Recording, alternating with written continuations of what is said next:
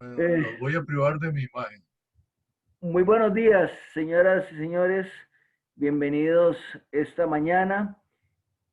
En nombre del Centro de Estudios Democráticos para América Latina, agradecemos su presencia en esta actividad. Le solicitamos cumplir con las siguientes recomendaciones. Por favor, mantener el micrófono en silencio. Solo si es estrictamente necesario, mantengamos el video abierto. Esto porque tanto el video como el audio abierto consumen ancho de banda. Para información de todos, la sesión será grabada y compartida como propiedad intelectual de CEDAL. La reunión iniciará y concluirá a las horas indicadas, por lo que estaremos concluyendo a las 12:30. Le solicitamos usar el chat para pedir la palabra o levantar la mano con el instrumento que el Zoom proporciona para tal efecto. Para efectos del uso del tiempo, le solicitamos que las preguntas se circunscriban al tema abordado por el expositor. Si va a emitir un comentario, por favor, que sea corto y puntual. Es inapropiado y no se permitirá el uso de palabras oeces, interrumpir a quien esté en el uso de la palabra o agredir de manera verbal a los participantes. Cedo la palabra al licenciado Carlos Rivera Bianchini. Carlos, adelante. Gracias, Guido, y un saludo cordial a todos y todas las que nos acompañan ya como todos los sábados. Es una satisfacción, nos hace falta vernos y eso es una gran dicha. Y a Carlos y a Julián, pues muy agradecidos de parte de CEDAL por atender la invitación que formulamos para que nos conversaran sobre un tema que realmente hoy en día, al igual que todos los que hemos tratado aquí, pero es realmente importante, interesante, que hay que visualizarlo hacia lo que viene. Le hemos denominado Yo Robot, que es sobre la inteligencia artificial y viabilidad de la democracia en la cuarta revolución industrial. Y para eso, Carlos, que es informático, conocido por todos nosotros, es consultor IP y director de Cambio Político y colaborador por muchos años de CEDAL, pues será uno de nuestros especialistas en el tema y que nos va a disertar hoy. Gracias, Carlos, por aceptarlo. Julián Solano, que es politólogo, máster en Relaciones Internacionales, que es profesor de la UCR y de UNED.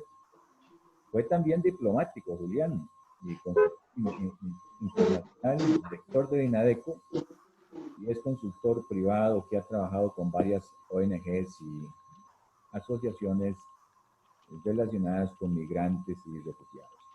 Muchas gracias a ambos y les cedo la palabra a Carlos para que iniciemos este diálogo que sin duda será extraordinario. Gracias, Carlos. Y gracias, Carlos. Igualmente y con muchísimo gusto colaboramos con CEDAL. Guido, ¿podemos pasar a la presentación? Ok, déjame en esa pantalla. Esta es la pantalla de introducción de mi presentación. Quería antes de empezar en materia explicar Yo Robot, Yo, Robot, ¿qué significa eso? ¿De dónde viene?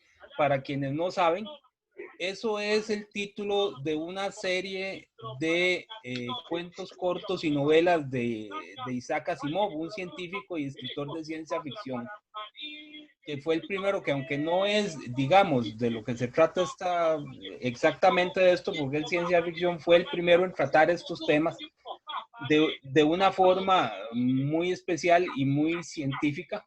A él se debe una cosa muy famosa que se llama las 3 leyes de la robótica, que no las vamos a ver porque es materia de ciencia ficción, pero me pareció, junto con Luis Fernando Díaz, que ilustraba muy bien el nombre para enmarcar de lo que queremos hablar. Pasemos, Guido. Ok. Amerita de inicio, por supuesto, una definición de lo que es inteligencia artificial, o IA, con su abreviación IA, que es como se conoce, o al revés, AI en inglés. Vamos a ver, es un área multidisciplinaria que a través de ciencias como la computación, matemática, lógica y la filosofía, estudia la creación y diseño de sistemas capaces de resolver problemas cotidianos por sí mismas, utilizando como paradigma la inteligencia humana. O sea, trata de emular la inteligencia humana. Ahora pasemos a la siguiente, Guido, y termino el concepto y después les hablo un poquito. Desde un punto de vista científico, podríamos englobar a esta ciencia como la encargada de imitar una persona. Pero vean qué interesante, no su cuerpo, no necesariamente su cuerpo, no imitar al cerebro en todas sus funciones existentes en el humano o inventadas sobre el desarrollo de una máquina inteligente. Entonces, vamos a ver, de lo que se trata la inteligencia artificial, resumiendo, es de imitar la inteligencia humana. De alguna forma, porque eso es, como vamos a elaborar un poquito más adelante, es demasiado complicado todavía por el momento. Entonces se trata de hacer algunas cosas que hace el humano normalmente. Se trata de que una computadora las haga. Pasemos a la siguiente, Guido. Ok, hay inteligencia artificial desde hace ya algún tiempo. Actualmente, ¿hacia dónde va la inteligencia artificial? Vamos a ver. Una que está muy de moda, que es la conducción autónoma. Aquí en Costa Rica no la hemos visto todavía, pero ya por ejemplo, en Estados Unidos, en ciertos lugares, por ejemplo, California, ya hay automóviles, ya hay carros que funcionan de forma autónoma, es decir, sin chofer. Y para eso se usa la inteligencia artificial. Entonces, la inteligencia artificial en el carro con cámaras reconoce las señales de tránsito, ve los semáforos Carlos, permíteme un segundito. Carlos, permíteme un segundito, que es que tengo un micrófono abierto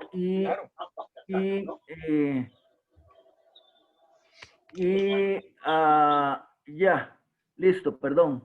Ok, bueno, les hablaba de la conducción autónoma, que es los carros sin chofer, que eso ya está en Estados Unidos. Devuélvete, porfa. Ok, vamos a la siguiente área de avance, que ya está y que va a avanzar mucho en los próximos años. La medicina, el uso de la inteligencia artificial en la medicina ya es muy conocido. Se usa para diagnósticos, para medicamentos y otras cosas. Los lenguajes, escritura y comunicación. Educación personalizada y especialmente muy de moda últimamente el reconocimiento. Ustedes han oído hablar del reconocimiento facial, patrones, caras, objetos, o sea, se utiliza la inteligencia artificial para reconocer. Okay. Pasemos a la siguiente. En esa fortaleza en el desierto de Judea, encontró un fragmento. Hay un micrófono abierto que interrumpe mucho.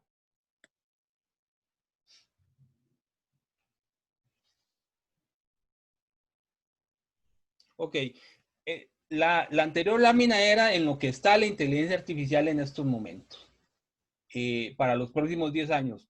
Ahora, ¿qué no es la inteligencia artificial en estos momentos? La inteligencia artificial es todo un proceso que va en evolución.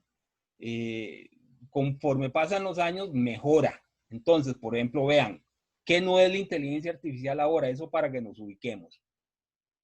Aprender. Un niño de 2 años ya hace cosas que la inteligencia artificial tardaría mucho en hacer.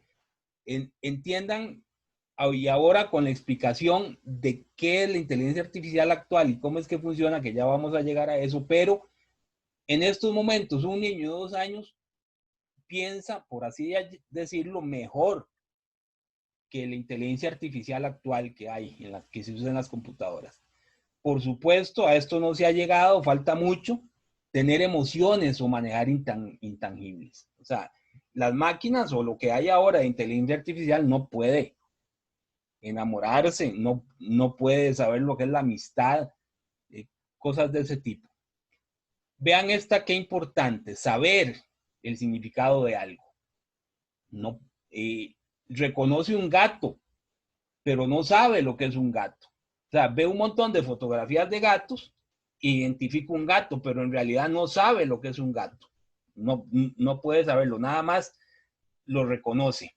Y por supuesto menos tener conciencia de sí, de existencia propia y de existencia de otros. A eso no se ha llegado todavía. Se va a llegar en algún momento, pero todavía estamos lejos de eso. Pasemos a la siguiente. Ok, entonces, vamos a lo que es la inteligencia artificial moderna o actual. Yo prefiero el término actual, lo que se está haciendo en estos momentos. Muy esquemáticamente se caracteriza por el aprendizaje máquina o machine learning, que se conoce en inglés, que ahora vamos a ver el término que está muy de moda. Es decir, la máquina instruida por una base de datos extrapola a partir de la información que tiene sobre datos nuevos. ¿Ok? Entonces ahora sí entramos a las aplicaciones que se están dando ahora de inteligencia artificial, que es tomar un montón de datos y hacer algo con esos datos. Pasemos a la siguiente, Guido. Ok, estos datos de aprendizaje pueden suministrársele etiquetados, es decir, por ejemplo, en forma de miles de caracteres manuscritos previamente catalogados como ABC, o millones de imágenes de animales catalogados como gatos, perros y tigres. Como vamos a ver más adelante, lo que se está dando ahora es que se está generando cualquier cantidad de datos, pero cualquier cantidad de datos que el hombre ya no puede procesar por ser tan enormes. Pasemos a la siguiente. Ve, aquí está. Entonces entramos a algo muy de moda ahora que se llama Big Data, la gran data, los grandes datos. Vean qué interesante esto. La acumulación de informaciones es tal que el 90% de todos los datos en el mundo se han creado en el transcurso de tan solo los 2 últimos años. Vean qué increíble cómo se están generando datos por todo lado. Existen granjas de servidores que son los que usa Google, Microsoft, todo eso, que son, por ejemplo, en Chicago hay unas granjas de Google que son como 10 campos de fútbol americano del tamaño, que son puras computadoras interconectadas, recopilando ¿qué? Recopilando datos y guardando datos. Ahora, pasemos a la siguiente. Ahora, como es tan increíble la cantidad de datos que se generan, es imposible que sean leídas directamente por personas. Se volvería uno loco. O sea, no se puede. Y entonces deben ser almacenadas inteligentemente y después analizadas por la máquina. Aquí es la aplicación principal que se le está dando a la inteligencia artificial, que es el procesamiento de grandes cantidades de datos para hacer algo con ellas. Y vean que dentro de esto entra lo que son los asistentes personales. O sea, por ejemplo, los que están muy de moda, el Siri, el Cortana, el Google Assistant, el Alexa, que está muy de moda ahora. ¿De qué se trata eso? Para saber, por ejemplo, un asistente, nuestras preferencias, lo que hace es recolectar cualquier cantidad de datos de nosotros que hacemos durante el transcurso del día. Por ejemplo, escuchar música con Spotify. Hace como un año que yo me afilié a Spotify, yo empecé a escoger canciones para escuchar. Y esta me gusta este, y me gusta este, me gusta este. En un momento dado, como a los 4 meses o 5 meses, yo le dije a Spotify, música, tocar música con el asistente. Y me empezó a tocar música relacionada o parecida o del mismo género, incluso de la misma época de la que me gusta a mí, sin haberle dicho nada. Simplemente aprendió de los gustos y de mis preferencias. Y eso se logra guardando cualquier cantidad de información. Y así por el estilo con otras cosas y que nos hace la inteligencia artificial. En el Big Data, ¿qué se hace para ver tendencias? Se analizan millones y millones de datos, por ejemplo, para ver tendencia en el gusto de la gente en un momento dado. Y eso se paga bien caro, por cierto, hacer ese análisis de datos. Pasemos a la siguiente, Guido. Ok, el Machine Learning, que está ligado al Big Data y por supuesto a la inteligencia artificial, porque es una aplicación. Es una aplicación que proporciona a los sistemas la capacidad de aprender y mejorar automáticamente a partir de la inducción. O sea, no es que se pone a pensar libremente, o sea, necesita todo un bagaje ya acumulado de datos para analizarlos y a partir de ahí aprender y mejorar. El aprendizaje automático se centra en el desarrollo de programas informáticos que pueden acceder a los datos y utilizarlos para aprender por sí mismos. Ejemplo de eso, les acabo de hablar, por ejemplo, los asistentes personales, para tenerlo más al nivel de nosotros. Porque, por supuesto, hay unas aplicaciones que están ahí como en la estratosfera de lo que podemos ver nosotros. Vean que mucho de esto se ha podido dar por el aumento en la capacidad de procesamiento. O sea, se necesitan no solo mucha capacidad de almacenamiento enormes de terabytes o que es incluso más, o petabytes, o que es todavía mil terabytes, que son cantidades inimaginables, pero que se están usando ahora. Se necesita almacenar todo eso y ya una vez almacenado, necesitamos una computadora muy rápida para que pueda ir sobre todos esos datos, analizarlos y darnos alguna respuesta o aprender algo. Y todavía esto va a mejorar muchísimo más y todavía iremos a las cosas que les dije en una lámina, lo que todavía no era inteligencia artificial, que se van a poder desarrollar, porque la capacidad de procesamiento a mediano plazo, corto, mediano plazo, va a aumentar descomunalmente porque estamos ya casi listos para lo que se llama la computación cuántica.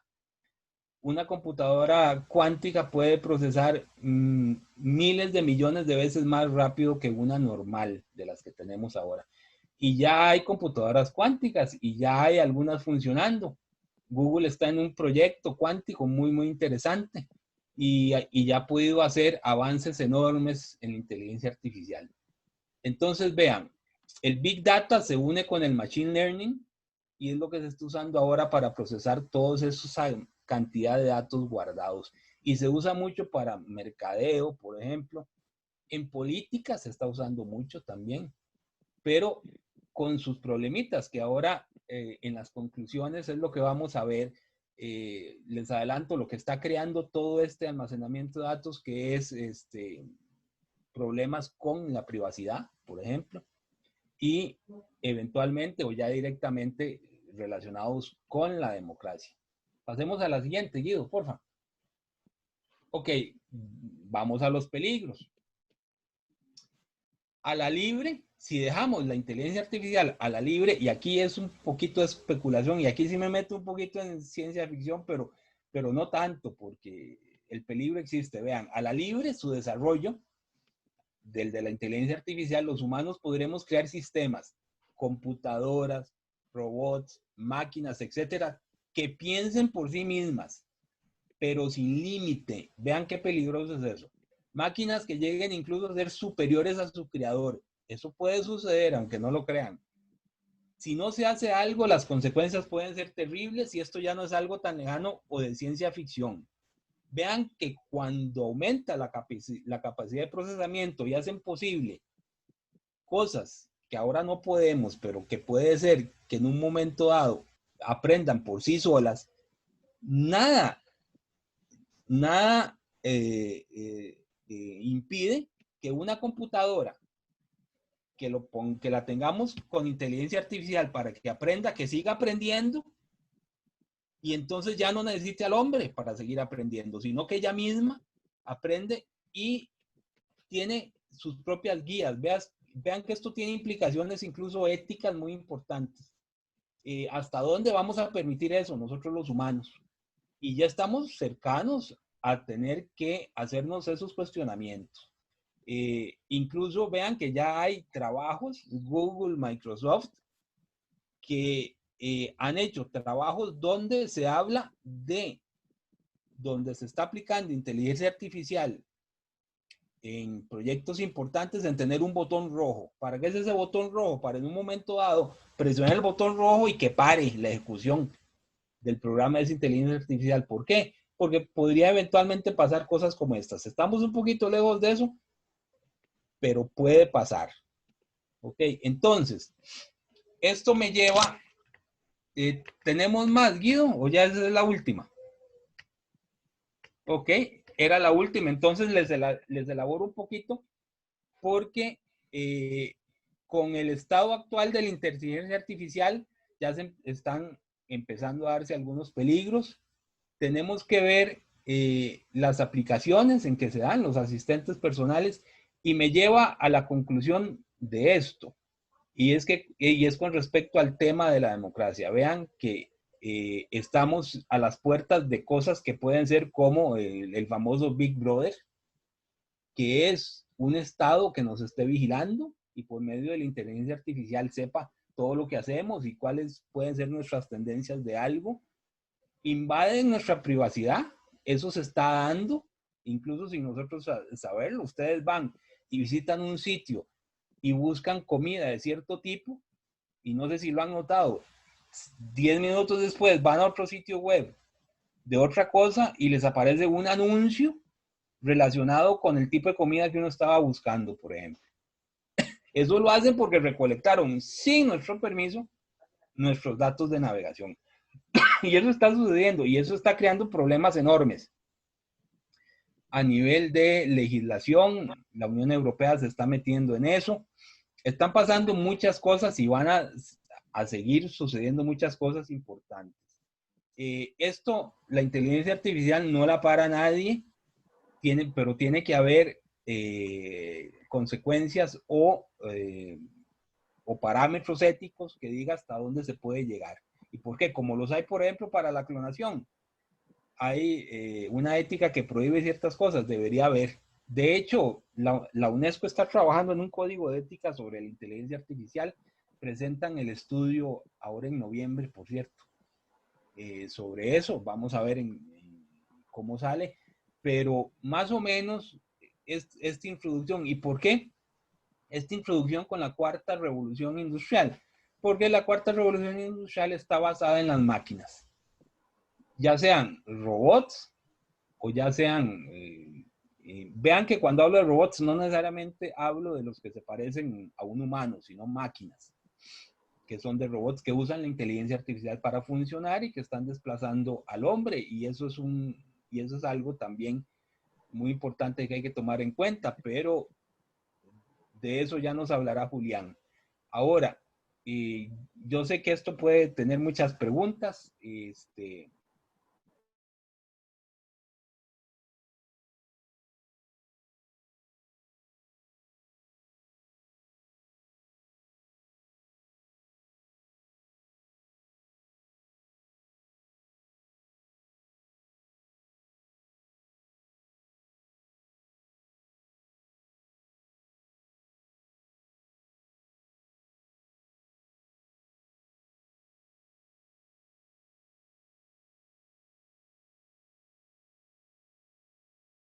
Políticas que nos van encerrando con los que pensamos igual y nos van alejando de los que piensan diferente, la crispación y el alejamiento de estas tribus unas de otras están haciendo cada vez más difícil la convivencia democrática y el debate público civilizado.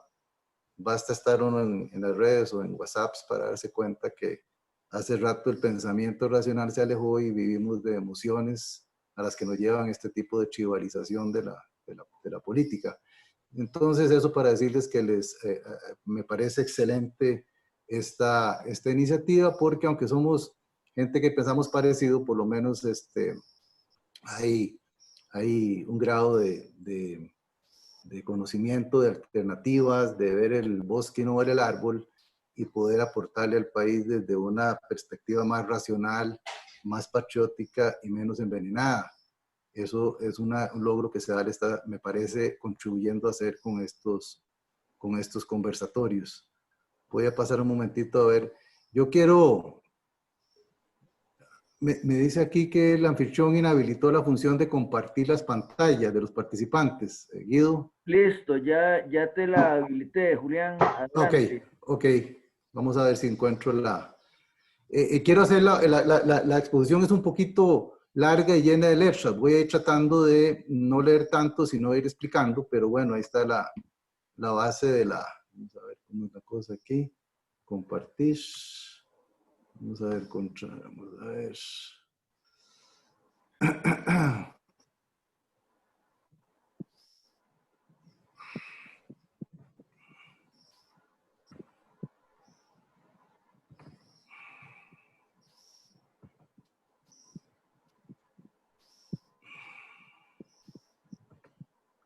Ya estás viéndola, ¿sí? Sí. Ok. Bueno, el tema es un poco, vamos a ver, es un tema, la irrupción o la disrupción, como se dice ahora, de la cuarta revolución industrial, tanto en foros como los de Davos, como en la Academia Internacional, como las mismas grandes empresas y los sistemas políticos y gobiernos, todavía están tratando de entender y ubicarse de las causas y consecuencias de lo que estamos viviendo y que le llamamos cuarta revolución industrial. Por lo tanto, es un tema en el cual lo que hay son elementos dispersos, vivencias y experiencias, y el conocimiento se está apenas, como les digo, acumulando, dado que y como lo dijo Guido hace un rato, dado que lo cambiante de la situación en materia de información y de formación de comportamientos se ha acelerado en los últimos tiempos.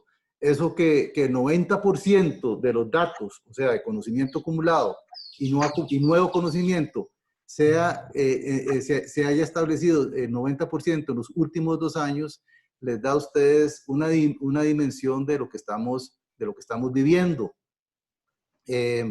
Entonces, cuando hablamos de democracia, estamos hablando de un orden político determinado, no es el único que ha habido, ni que hay, pero es un orden político, digamos, que nos atañe mucho a nosotros en Occidente del mundo, sobre todo, porque estos cambios que estamos hablando de la revolución, de las revoluciones industriales, pero especialmente de esta, hacen cambios brutales en la convivencia humana, en la forma de organizarse, tanto para convivir socialmente como para producir.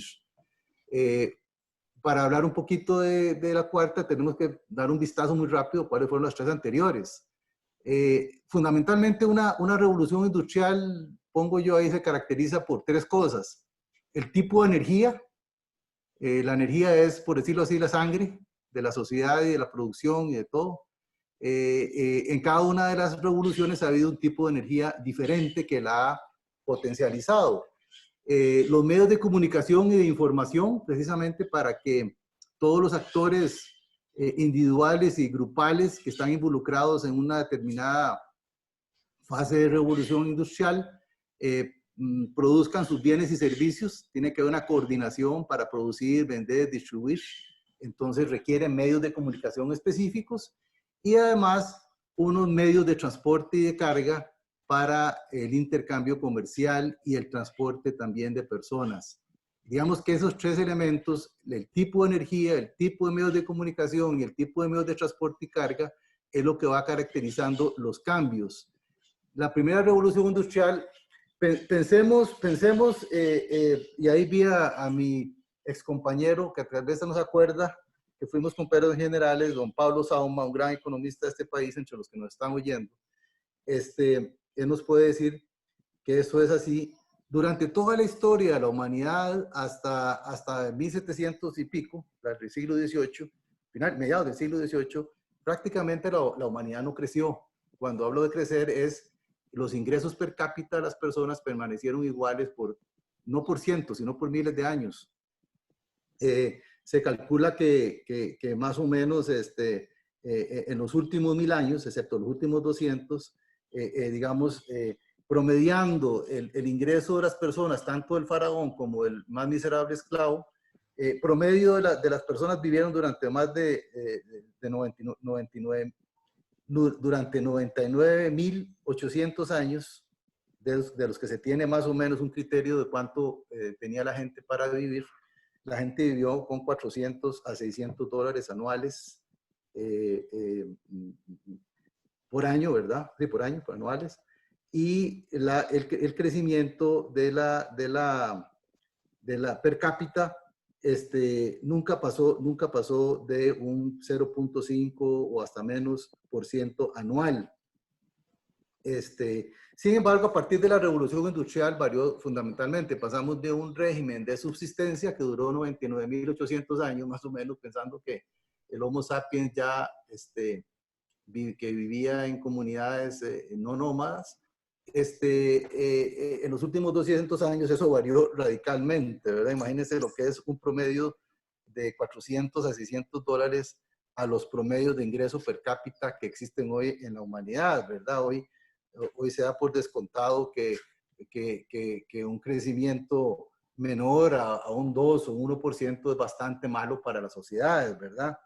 Hemos llegado a casos como los últimos años en China y en otras zonas del mundo, donde se da un crecimiento de un 7, un 8, hasta un 9% por año. Eso implica, a efectos de la calidad de vida, de los ingresos de las personas, cambios brutales, impensables durante 99.800 años anteriores de la primera revolución industrial.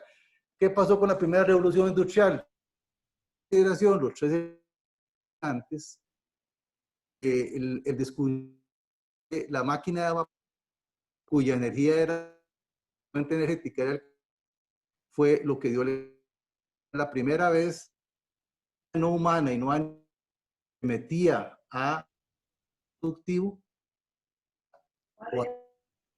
o animales Sí, o, ahí estoy metido. Aló. Me mandaron del CEDAL. ¿Qué es eso? Aló. Adelante, Julián, adelante. Sí, perdón. Pensé que era alguien que estaba preguntando algo. No, la máquina de vapor alimentada por carbón, ¿verdad? Fue la primera máquina brutal. Antes de la revolución industrial, recordemos que las fuerzas para producir y reproducir la vida material, desde una cañería hasta un edificio, a una pirámide o lo que fuese, fue siempre hecho por energía humana, sobre todo esclavitud, y energía animal, ¿verdad? Durante toda la historia de la humanidad. Es la primera vez que este tipo de inventos, como la máquina de vapor, y antes había sido una energía, digamos, como la industria textil, ¿verdad? Que también empezó a crecer en base a máquinas y no tanto a fuerza humana.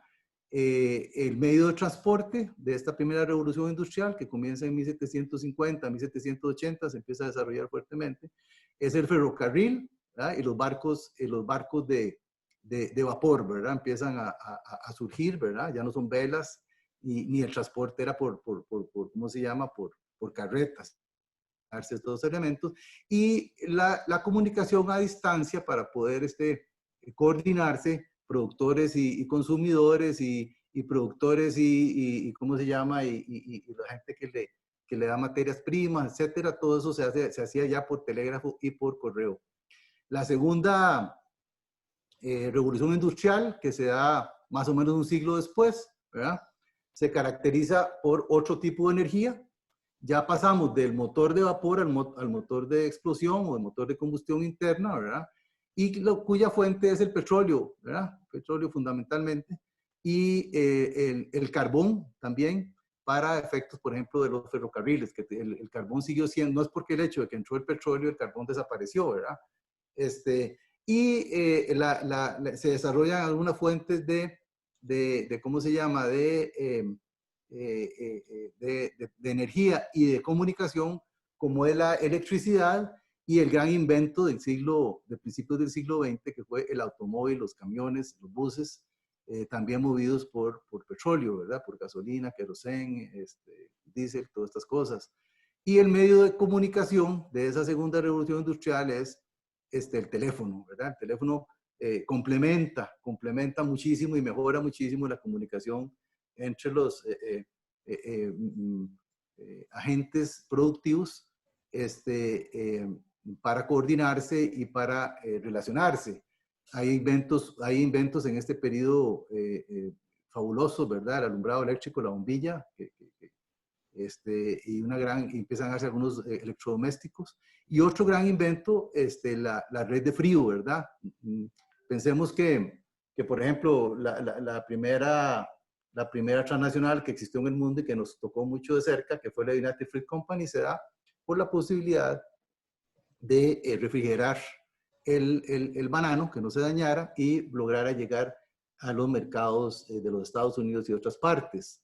Eso hizo que las primeras empresas que se deslocalizaban de un solo lugar y se iban a diferentes países para elaborar diferentes fases de la producción, y con eso nacen las primeras transnacionales. Otro ejemplo que me acuerdo fundamental, el desarrollo de la Argentina, ¿verdad? La Argentina, que llegó a ser uno de los 10 primeros economías, llegó a ser la sexta economía del mundo a principios del siglo XX, se debió precisamente a la posibilidad de congelar carne. Cuando los argentinos pudieron congelar carne, ellos fueron exportadores netos y llenaron mercados europeos, norteamericanos, etcétera, con carne de ellos, y eso les permitió un crecimiento absolutamente grandioso, y debido fundamentalmente al descubrimiento y de la red de frío, ¿verdad?, para transporte de perecederos en largas distancias. Estos elementos de la utilización de electrodomésticos, del uso de la electricidad del automóvil y la red de frío y otras cosas, como sentaron las bases de lo que es hoy lo que conocemos sociedad de consumo, ¿verdad? La gente empezó a producir masivamente, a intercambiar a largas distancias, y las personas que habían subido su nivel de vida y de ingresos a consumir todo este tipo de cosas para su bienestar. La tercera revolución industrial, que comienza más o menos en 1920, poco antes de la Primera Guerra Mundial, se caracteriza por mantener siempre el combustible fósil como su energía fundamental, ¿verdad? Pero empieza a trabajar otras energías que ya empiezan a tener importancia, como la energía atómica, ¿verdad? La energía derivada del agua, por ejemplo, la energía eléctrica, a raíz digamos, de dínamos, de represas, etcétera. Empieza también a darse un medio de transporte muy importante, sobre todo para personas en primera instancia, que es la aviación, ¿verdad? La aviación y la astronáutica como medios como medios de transporte, además de los que ya existían, que eran camiones, ferrocarriles, barcos, ¿verdad? Medios de comunicación, ya no solamente el teléfono, sino ya pasamos de radio, televisión, cine, y al principio de los principios de comunicación informática, que se daban sobre todo a nivel de ejército. El ejército norteamericano, después de la Segunda Guerra Mundial, lo desarrolló mucho. Los primeros elementos de la informática, ¿verdad? Y de lo que vendría a ser años después, durante la Cuarta Revolución Industrial, la Internet, ¿verdad? Y la comunicación a través de estos medios. También otro elemento muy importante que caracteriza la tercera revolución industrial es la línea conocida, la línea de montaje, ¿verdad?, fordiana, que hace que la productividad en las fábricas aumente de forma descomunal, ¿verdad?, siguiendo los fundamentos del taylorismo, de tiempos y movimientos y de especialización de funciones dentro de una línea de montaje. Y eso elevó la cantidad de bienes de consumo a niveles estratosféricos, y también hizo, como sucede siempre cuando se produce en masa, que los precios de esos bienes empezaran a bajar muy rápidamente y empezaran a ser asequibles para cada vez mayor cantidad de personas.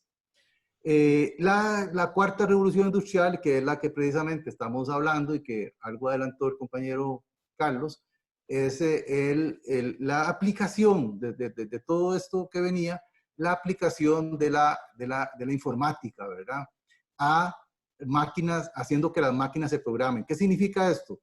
Que las máquinas empiezan a funcionar sin necesidad de seres humanos manipulándolas, ¿verdad?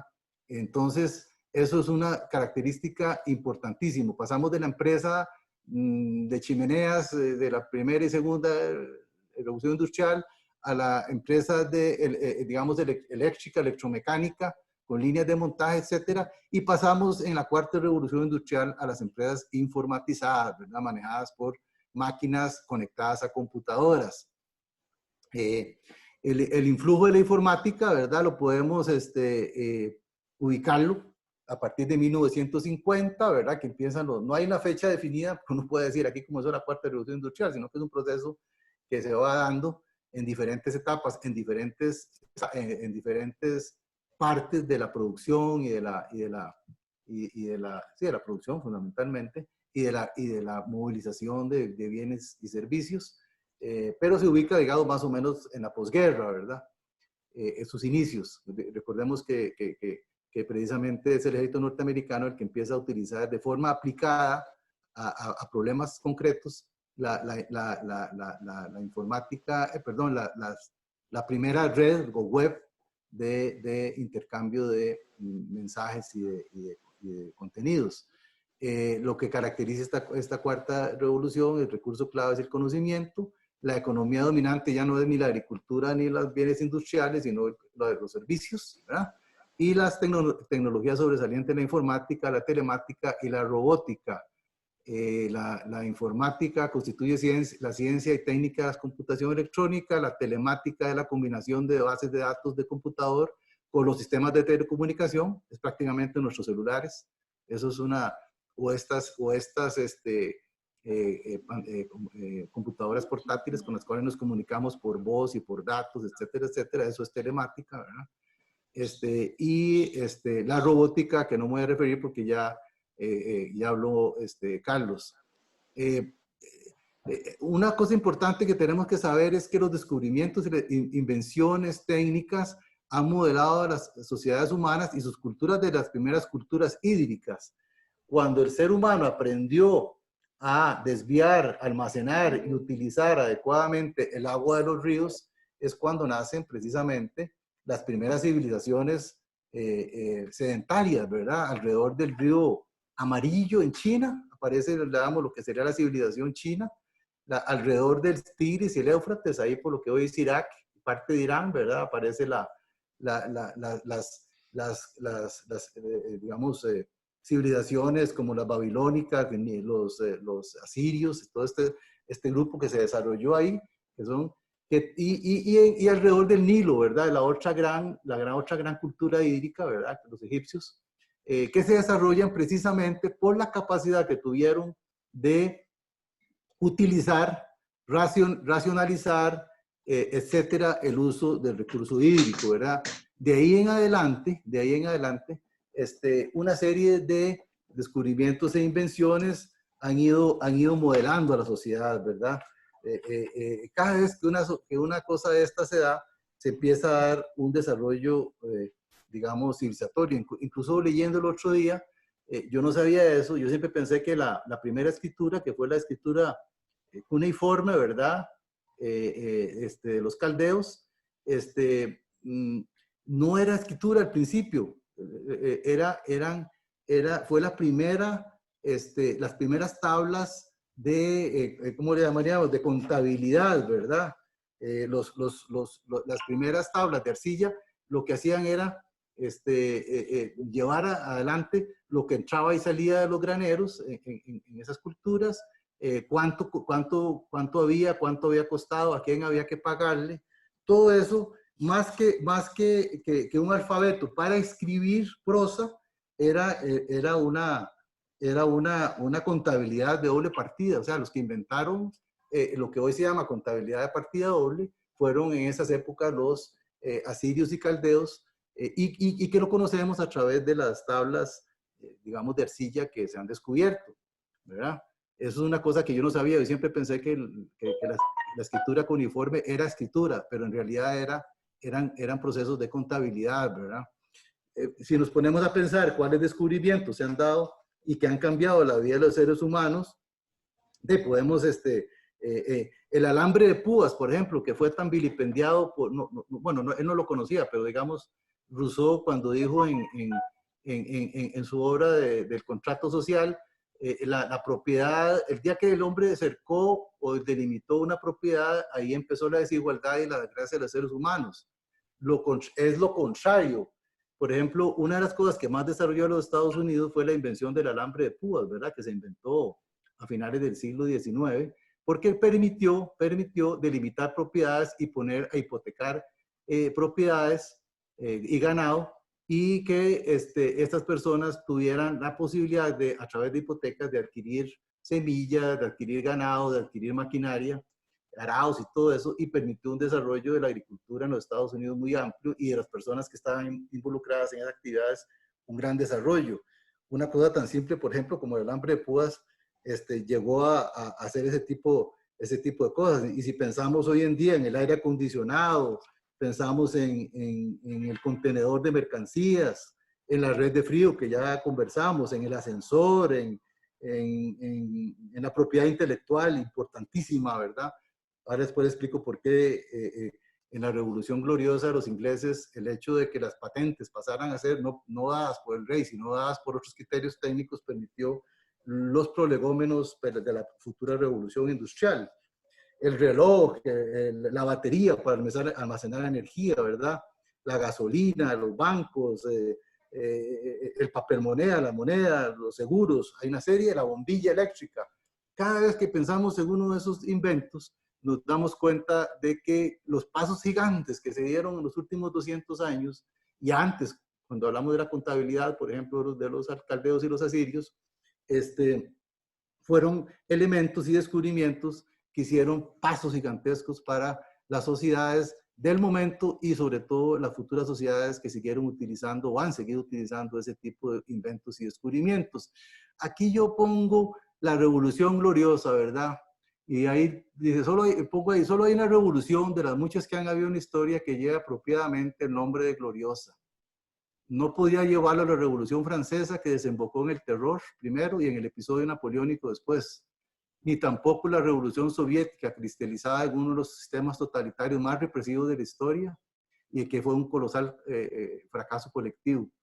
En cambio, la Revolución Gloriosa, que fue una revolución incruenta, a pesar de Rocan on Rey ponen 8, pero es la revolución que en 1668 le da la posibilidad por primera vez en la historia a que sean los representantes de la población, del pueblo, por supuesto que en aquella época era fundamentalmente el pequeño artesano, el pequeño y mediano productor de ovejas, etcétera, etcétera, pero eran gente que nunca en la vida había tenido la posibilidad de que su agenda, ni su poder, la representación de sus intereses tuviera lugar, ¿verdad?, ante un soberano. Y entonces ahí comienza en la Revolución Gloriosa lo que hoy conocemos el Parlamento como moderno, ¿verdad? Y ese derrocamiento del rey Jacobo II se dio con la colaboración de diferentes fuerzas políticas y sociales, ¿verdad? Que depusieron a ese rey, que era un tipo bastante tiránico, y colocaran en su lugar a otro rey, que por cierto no era inglés, sino que era holandés, Guillermo de Orange, pero le pusieron de rey y le dijeron, bueno, usted va a gobernar o va a ser nuestro rey, pero va a tener que obedecer al Parlamento, ya usted no va a decidir el presupuesto, lo vamos a decidir nosotros, si hay una guerra tiene que ser aprobada por nosotros, le vamos a quitar lo que el rey tenía antes, que era la posibilidad de letras patentes para darle a quien quería los privilegios sobre un descubrimiento, incluso sobre tierra, los títulos, todo eso, eso va a pasar por el Parlamento. Y fue una revolución que fue producto de muchas fuerzas políticas, no una imposición unilateral de una minoría revolucionaria, y fue una revolución más desideologizada y no doctrinaria, ¿verdad? A diferencia de todas otras que han querido imponer el criterio de unos pocos sobre los más, ¿verdad? A través de la fuerza. Esta fue más bien reconocer las diferencias de criterios, también incluso entraron el tema religioso, ¿verdad? Ellos dieron cierta libertad, no completa, pero una gran libertad religiosa, y respetar lo que las personas piensan y lo que las personas tienen de propiedad y lo que la gente tiene de derechos básicos. De tal manera que la Revolución Gloriosa, aquí pone una serie de cosas, reforzó la independencia judicial, la sacó del ámbito del rey, purificó la administración de justicia, abolió prácticamente los delitos de naturaleza política, que es una garantía esencial de la libertad, un nuevo equilibrio de poder entre el rey y el parlamento, sometió a la autoridad le sacó a la autoridad la fijación de gastos militares, de aprobación de impuestos, y sacó la potestad del rey de los permisos sobre emprendimientos ultramarinos y sobre concesión de patentes. Emprendimiento ultramarino es muy importante. A diferencia de la corona española, por ejemplo, portuguesa, que era el rey y su gente la que llevaba a cabo, la que financiaba y daba, y además era la que decía quién iba y quién no iba, qué títulos daba, qué propiedades, y a la que se le tenía que devolver la plata con sus intereses, por decirlo así, que la corona británica le dio la colonización y la conquista de sus tierras a empresas privadas, porque aunque no lo creamos, en esa época la corona inglesa era mucho más pobre de recursos y presupuestos de lo que eran, por ejemplo, la española, la portuguesa y la francesa, ¿verdad? Entonces, tanto por necesidad como por este tipo de condiciones que el Parlamento ponía, realmente los emprendimientos ultramarinos eran llevados a cabo por particulares, ¿verdad? Que financiaban sus propios gastos, y cuando llegaban a los países nuevos no iban realmente armados, digamos, con ejército de británicos, sino que era fundamentalmente comerciantes que llegaron. Y si uno estudia la historia de los primeros colonos del Mayflower en la colonización británica de lo que hoy son los Estados Unidos, se da cuenta de la estrategia absolutamente distinta de los españoles, ¿verdad? Porque los que llegaron fueron gente que no tenía mano de obra suficiente, eran una zona muy despoblada y no tenían tampoco recursos minerales, ¿verdad? Entonces, la colonización fue totalmente distinta, y a raíz de esa colonización distinta, ambos tipos de sociedades, digamos, tomaron caminos distintos, ¿verdad? Por eso es que si hoy vemos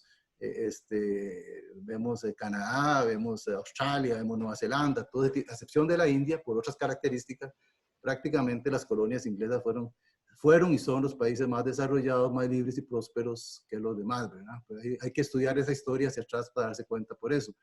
Finalmente, en esa revolución gloriosa, algo que no existía, se abolió la censura y estableció la libertad de imprenta, ¿verdad? Que eso fue supercapital, eso era impensable en esas épocas de la historia de la humanidad, que el poder político no interviniera abiertamente en la expresión de la prensa de entonces, ¿verdad? Eso implica que existen ciertas instituciones. Puchas, es que es muy largo lo mío, voy a tener que cortar un poquito porque esto da para una tarde entera. Pero bueno, Guido, ¿cómo estoy con el tiempo? Casi que ya agotando la parte sí. de tu exposición. Uh-huh. Si podés resumir Sí, no, es que sí, es que es mucho, pues es demasiado. Porque lo que quería explicar un poquito, amigos, era cuáles fueron las bases para que se dé la revolución industrial primero, ¿verdad? Es decir, por qué se dio en las Islas Británicas, por qué se mantuvo. Es decir, si usted ve entre 1800 y pico y 1900 y pico, la mayoría de las patentes, de los inventos, de los descubrimientos, se dio en las sociedades más libres, que son las sociedades, digamos, británica, en el caso europeo, ¿verdad? Escocesa, y en el caso de los Estados Unidos, de este lado del mundo, ¿verdad? Pero bueno, desgraciadamente esto es un poco largo. Vamos a ver qué puede ser más, que pueda interesarles de esto para brincar un poquito. Bueno, también la cuestión que encargó Sedal era el tema de la democracia. Existen dos temas de democracia, dos sistemas democráticos, entre comillas, uno del otro, que ya todos conocemos, no voy a repasar mucho, ¿verdad? La democracia liberal es una forma de democracia representativa, donde regida por una constitución y que complementa la regla de mayoría típica de la democracia, protegiendo, eso sí, los derechos y libertades de cualquier minoría y en general de cualquier persona. Eso es una diferencia muy grande con lo que hoy tenemos de democracias iliberales, conocidas en América Latina. Tenemos a Nicaragua, tenemos a Venezuela, tenemos a una serie de países de estos que llegan por medios democráticos, pero una vez montados van desmontando la democracia liberal.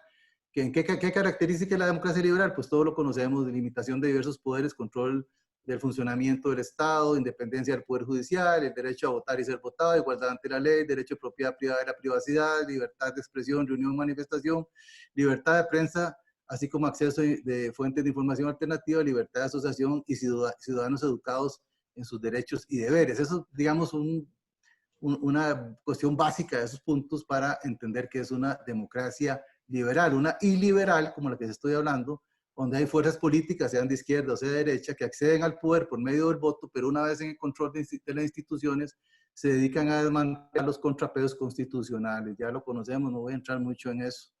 En América Latina estamos plagados de eso. Uno creería, y vuelvo al tema de la democracia, que democracia y liberalismo son brazo y mano, ¿verdad? Uno hasta hace poco siempre decía, no, es una democracia liberal y un sistema, digamos, liberal, es un sistema político de una sociedad liberal es un sistema democrático. Hoy vemos que no, que puede haber una democracia que no sea liberal, es la democracia de las mayorías sobre las minorías, ¿verdad?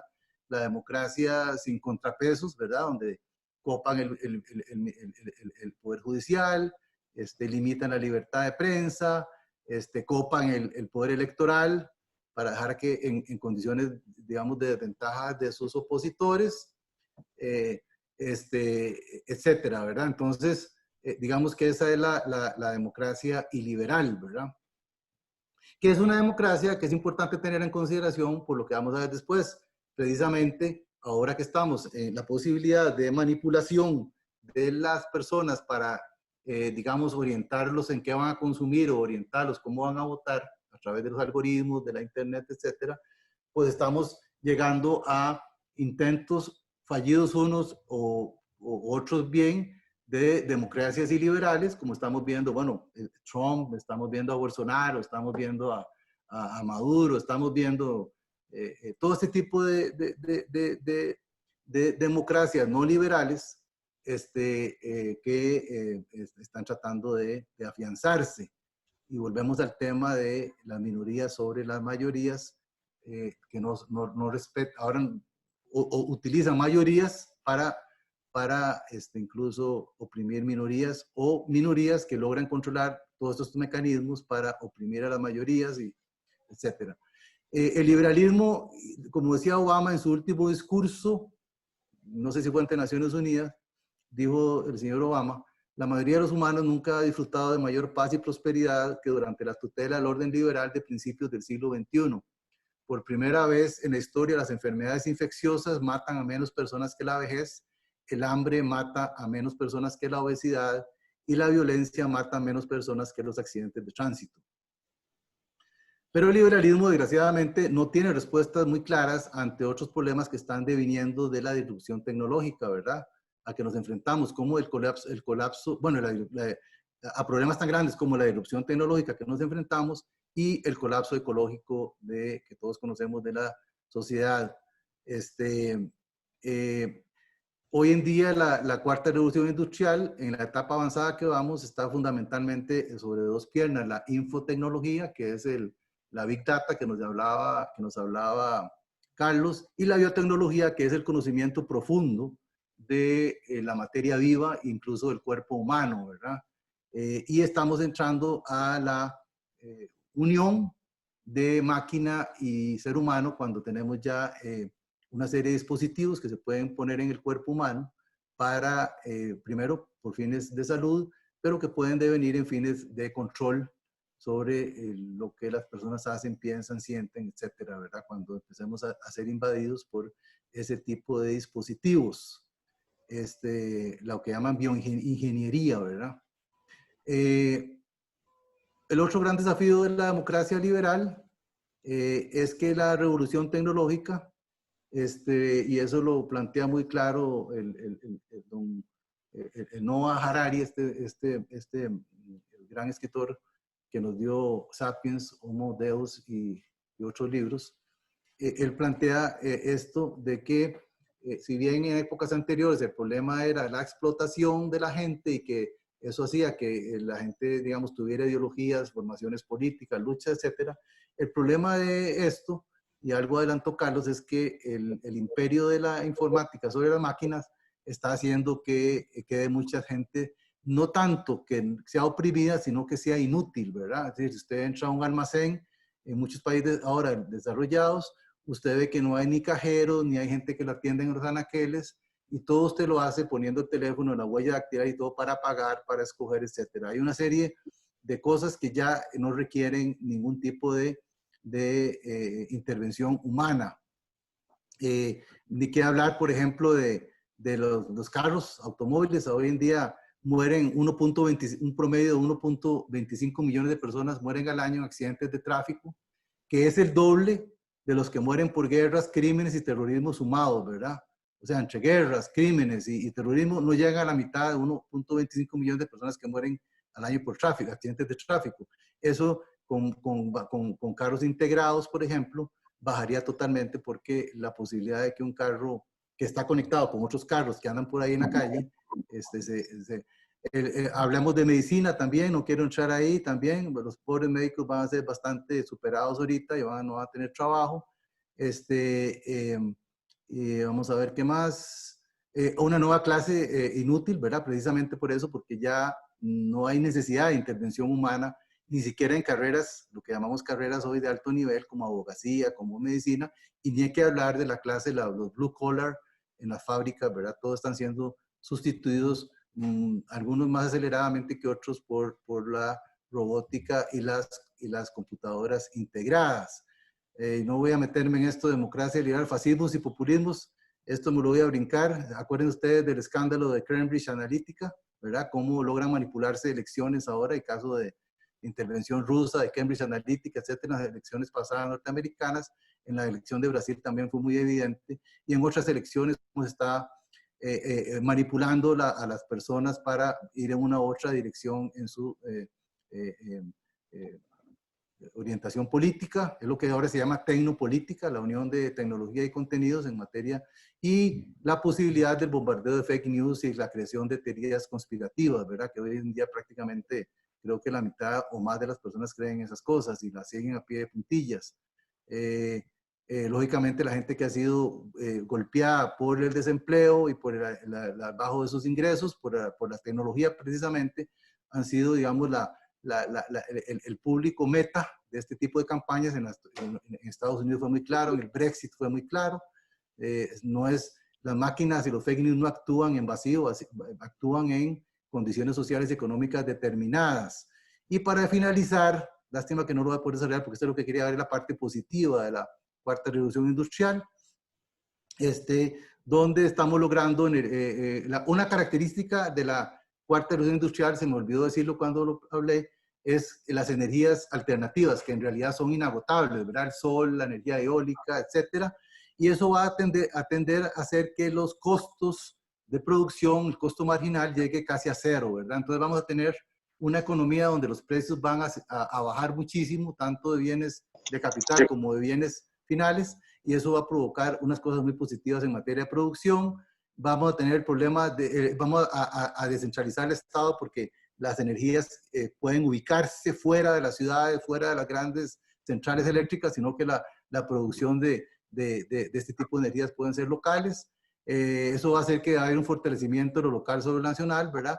Y después, un tema que ya no me va a dar tiempo porque es un tema bastante interesante, es la incorporación de la tecnología para pasar en lo sectorial y en lo regional, en el caso de Costa Rica, que tenemos toda la economía muy centralizada, a lograrla incorporando a los bienes primarios una gran cantidad de tecnología, pasar a producir bienes terminados con mucho más valor agregado, y eso nos va a permitir en zonas rurales mejorar los salarios, porque de acuerdo al precio de la producción y al valor agregado, así suben los salarios o bajan cuando es economía que no produce valor agregado, y vamos a lograr una mejor capacidad económica de los involucrados. Pero es un tema muy largo, muy interesante, que yo me atrevería a sugerir que me invitaran de aquí a un mes y yo les doy sobre esto, porque esta es la parte positiva de lo que yo veo y de lo que, no lo que yo veo, lo que yo he estudiado, pero que lo saben otros, sobre la posibilidad de incorporación de tecnología para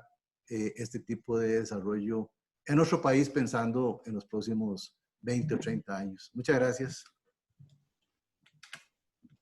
Gracias, Julián. Muchas gracias, Julián. Johnny Soto tiene la mano levantada. Johnny, ¿quieres hacer uso de la palabra? Pero.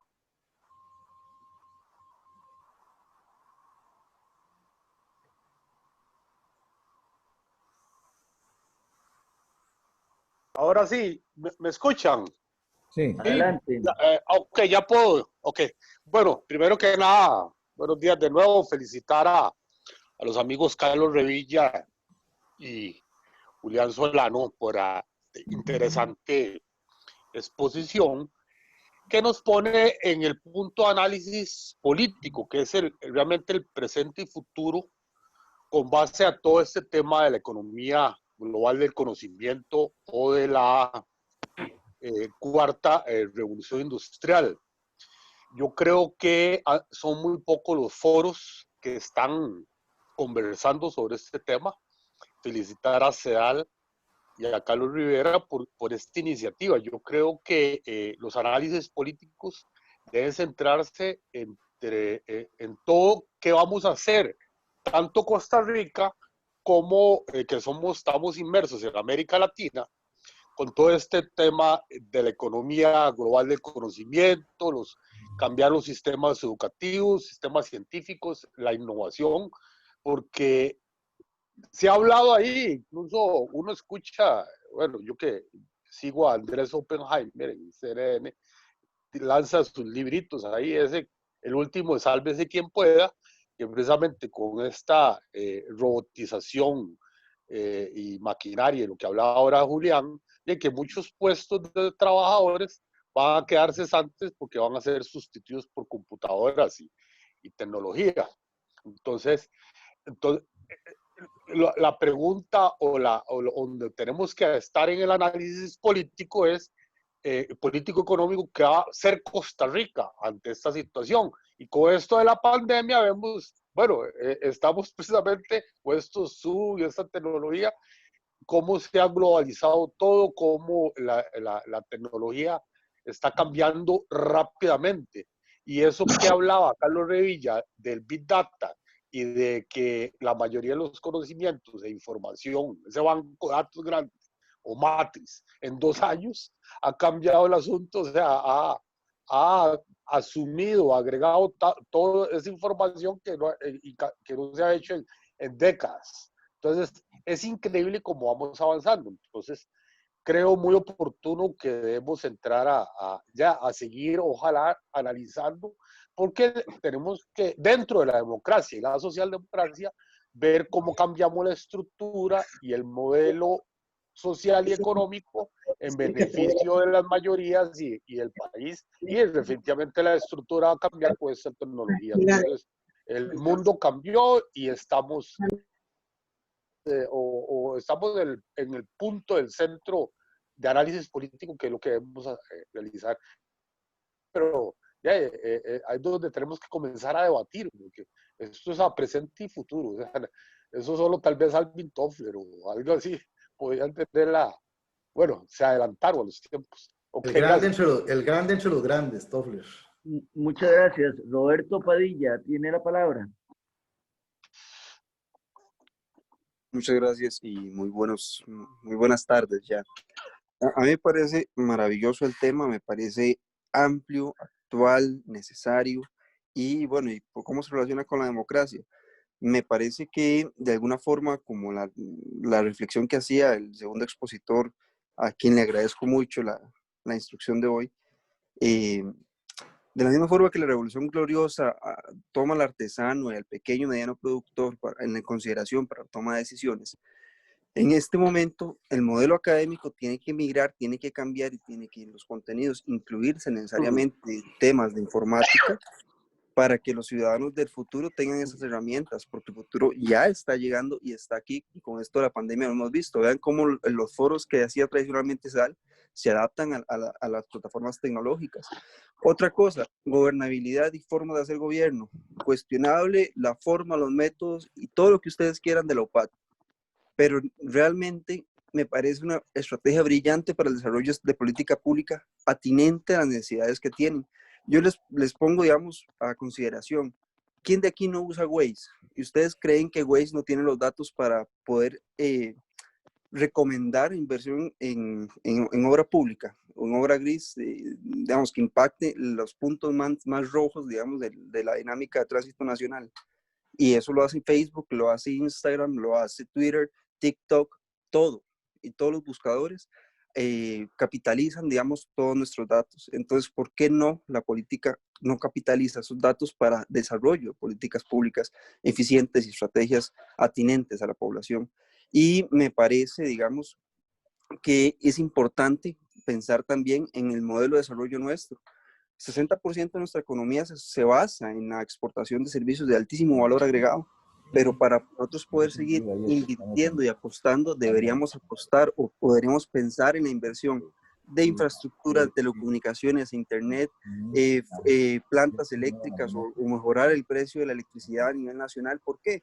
Porque bancos de servidores y demás pueden ser instalados y nosotros tenemos la forma de convertir a la población o convertir a toda la población, la forma, digamos, el aparato educativo, darle la transformación para que las personas no queden desocupadas o queden inutilizadas, sino que se ocupen en las nuevas necesidades y las nuevas tendencias de esta revolución industrial. Y les agradezco mucho el contraste, digamos, histórico, de verdad me pareció genial poder en perspectiva las revoluciones industriales anteriores con esta y cómo podemos aprender de las lecciones pasadas,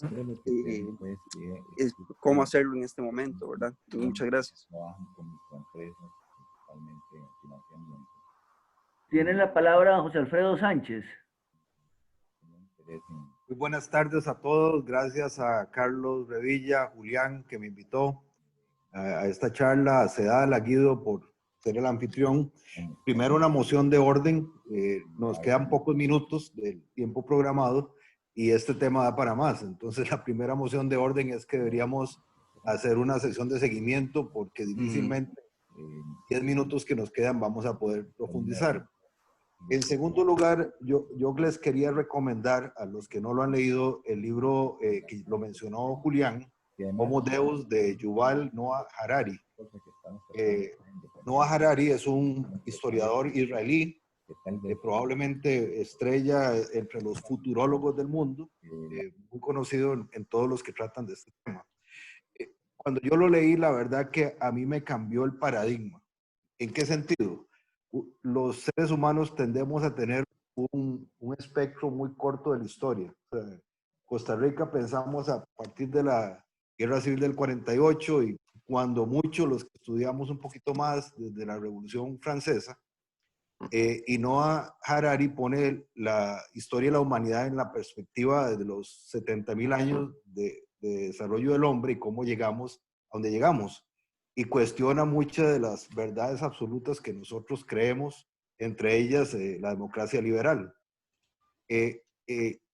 Lo desarrolla primero en su libro Sapiens y luego en el libro Homo Deus. Habla de cómo el hombre llegó a ser Dios, no tenía ni razón para ser Dios, cómo pierde el control y cómo en la tercera parte del libro va a perder el control en manos de los datos. Y los próximos dioses de la Tierra van a ser los algoritmos y no los seres humanos. Carlos hizo una afirmación en la que no concuerdo y dijo que la inteligencia artificial estaba lejos de sobrepasar al hombre. Primero, Big Blue hace rato le ganó al mejor ajedrecista del mundo y eso hace como 20 o 30 años. Y hoy en día el poder colectivo, los algoritmos nos superan a cualquier ser humano por mucho y creo que estamos en el punto donde los algoritmos rápidamente van a tener el control del ser humano. Lo que Noah Harari pregunta es que si esos algoritmos van a ser controlados por superhumanos, los Jeff Bezos y los Zuckerberg del mundo, o si como en la película HAL se van a rebelar y van a tomar control por sí mismos. Y ya el mundo no va a ser controlado por humanos ni por alienígenas, sino por algoritmos. O sea, a mí me parece que el tema es súper de fondo. Los paradigmas en los que crecimos, las creencias en el sistema político, en cómo funciona la democracia liberal, me parece que están profundamente cuestionadas y no sigo porque, igual que dijo Julián, sobre el tema. Ya te llamo. Tiene la palabra, vamos a ver, tengo a Carlos Revilla pidiendo la palabra, posiblemente por la referencia que se hizo. Tengo a Clinton Cruzan y tengo a doña Clara Lieberman en el uso de la palabra. Carlos, para que te refieras al tema. Solo una aclaración sobre lo de Deep Blue y el ajedrez y todo eso. Ahí es básicamente de lo que se trata es de fuerza bruta de la computadora. O sea, no estamos hablando de inteligencia por ningún lado, simplemente que tiene una capacidad de procesamiento muy grande y va a millones de jugadas hacia adelante, en realidad, pero no es que está pensando o decidiendo algo, simplemente que es súper rápida y puede ganar, pero no porque tomó alguna decisión en algún momento dado, especialmente como algo que pudiéramos llamar inteligencia. Y cuando yo me refiero a inteligencia, a que no ha superado al hombre, es inteligencia como la que tenemos nosotros, que podamos tomar decisiones, que podamos sentir, que podamos tener sentido común, cosas de ese tipo. Estamos lejísimos de algo parecido a eso. Eso era todo, José Alfredo. Sí, Carlos, de acuerdo. Pero nada más para contestarte, el punto no es 1 contra 1.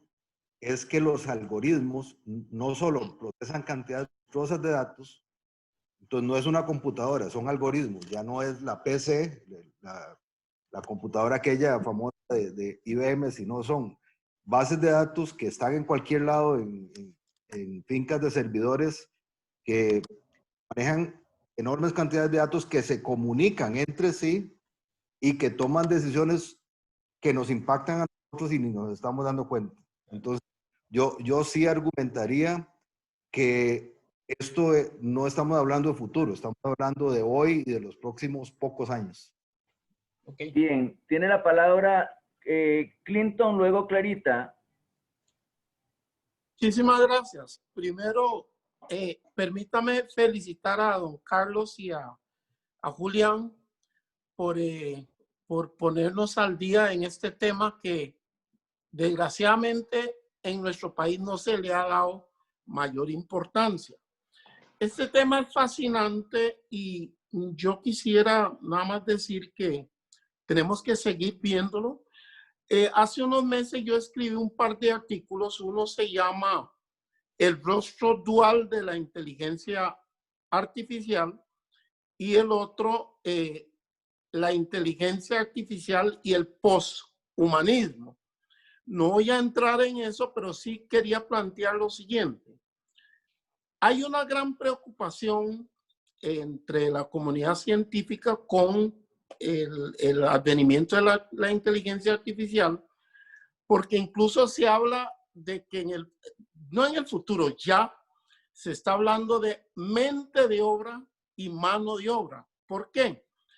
Porque la inteligencia artificial se dice que le va, mediante la robótica y todo esto, va a dejar sin trabajo a una cantidad gigantesca de gente que usa mano de obra.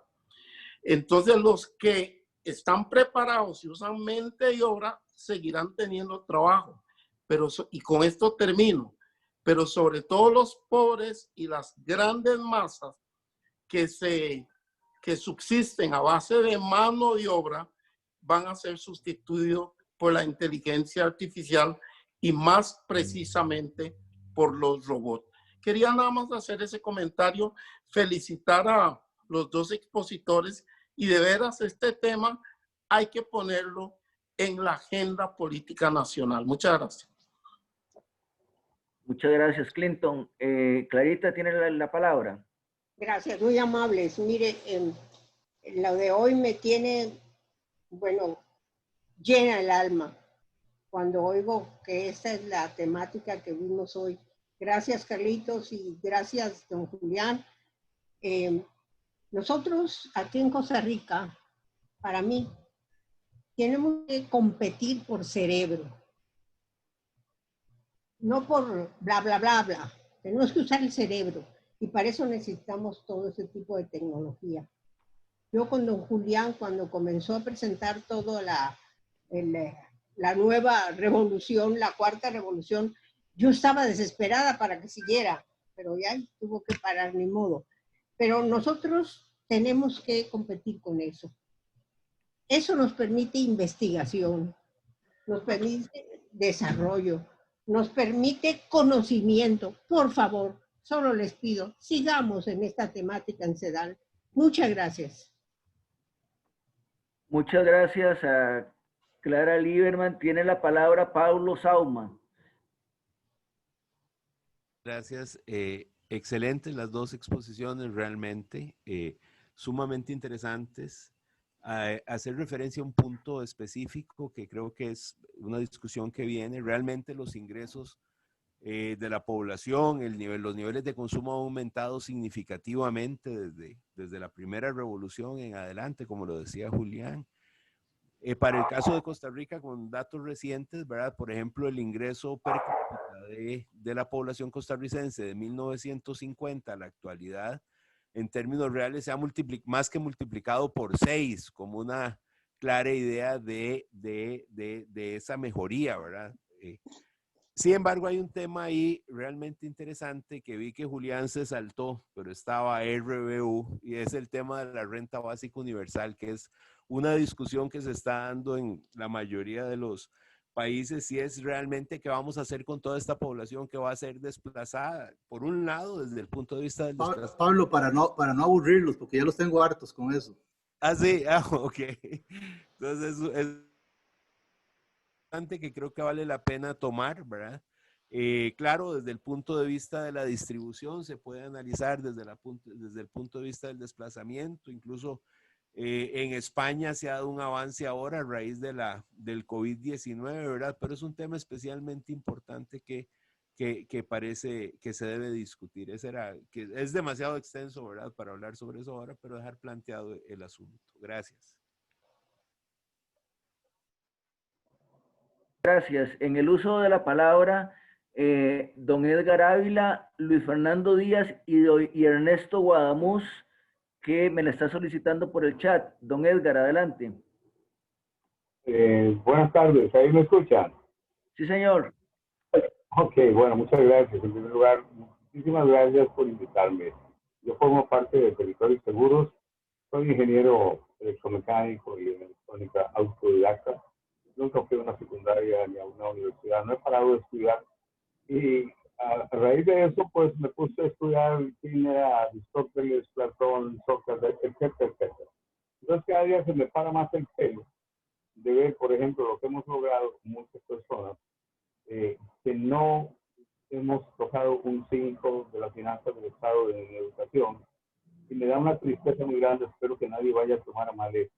No solo en Costa Rica, digamos, de la humanidad en general, la brillantez, la exquisitez de los profesionales académicos titulados, es decir, hay como una dicotomía en esto. Es una bendición, una maravilla lo que se ha logrado, y que estemos como estemos. No lo logro entender. Me encanta muchísimo la robótica. No creo para nada que vaya a causar esos estragos que dicen, porque la humanidad, pues todo lo que se ha desplazado lo ha logrado superar. No soy religioso, tuve 50 años en las iglesias cristianas evangélicas, nunca más volví, pero me enamoré de un creador de los universos que yo no sé cómo estudiar.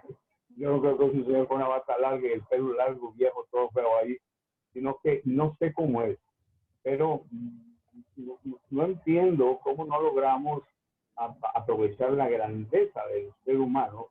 Y pobrecitos, en mi opinión, espero no ofender a nadie, los que piensan que la robótica nos va a superar a los seres humanos. Felicitaciones, muchísimas gracias. Quisiera obtener esta conferencia porque yo soy producto del aprendizaje. Un abrazo para todos y todas y bendiciones. Muchas gracias, don Edgar. Nosotros publicamos todas las conferencias en el canal de CEDAL.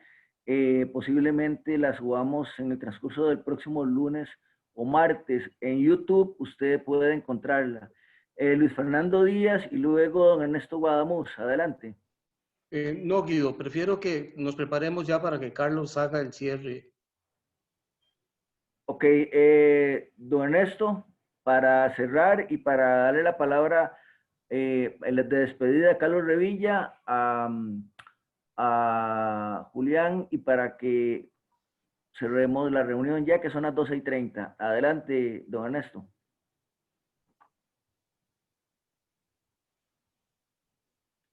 Tiene el micrófono apagado.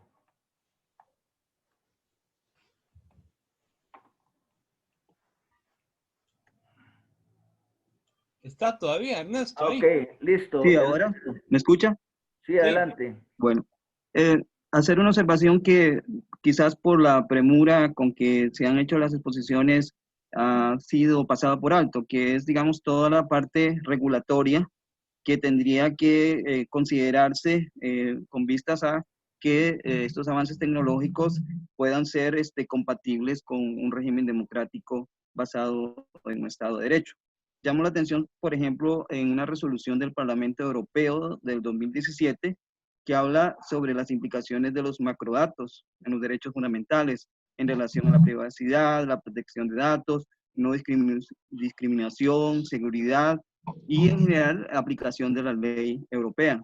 Se manejan ahí conceptos como macrodatos, que se refiere a la recopilación, análisis y acumulación constante de grandes cantidades de datos, incluidos datos personales, etc. O sea que hay, a pesar de que ha habido algunos avances en la ley de protección de datos, hay un vacío importante que deberá ser subsanado en el futuro inmediato, me parece. Eso sería. Muchas gracias. Muchísimas gracias. Carlos Revilla, Julián, para si tienen algo que agregar, y si no, le damos la palabra a Carlos Rivera. Pues no, pero simplemente decir que esto me parece que es un tema que podemos dejar abierto porque es de vital importancia y actualidad, y podríamos eventualmente hacer otra más adelante sobre esto mismo. Muchas gracias. Julián. Sí, igual, en la misma dirección. Los vieron ahí como me brinqué como la mitad. No calculé el tiempo, me emociono mucho escribiendo. Decir que la parte que tenía para el final era también la parte positiva, ¿verdad? Hay una parte positiva de todo esto.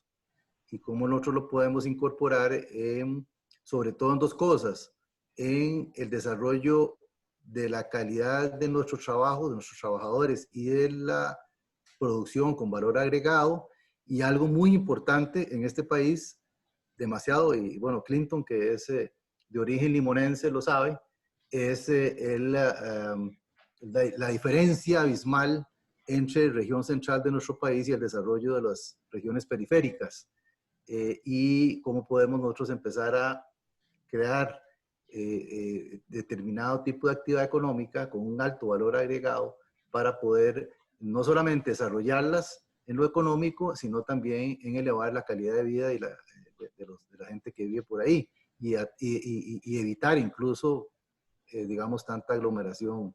Es un tema, les cuento, que es para una reunión larga y muy interesante, y de nuevo agradecerle a CEDAL y a todos los amigos y amigas que nos han acompañado, porque realmente es un honor poder conversar con todos. Gracias, Guido.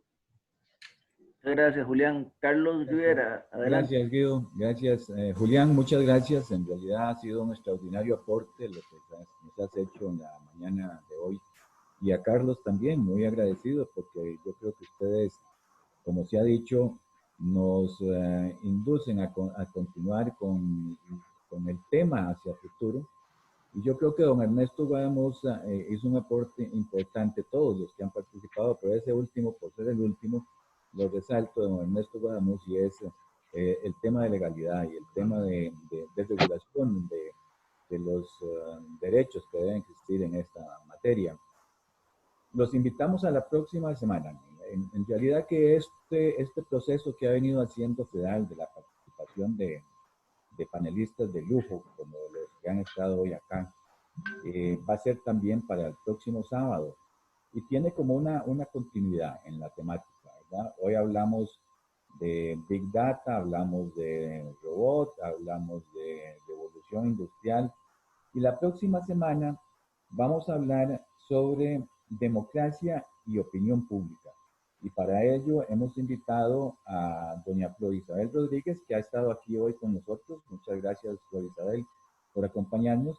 Y a Jorge Urbina, que también estaba aquí presente, sin duda, dos amigos, amiga y amigos, que van a aportar sin duda análisis importantes sobre resultados de encuestas que se han venido dando últimamente y sobre el conocimiento que tienen ellos en esta materia.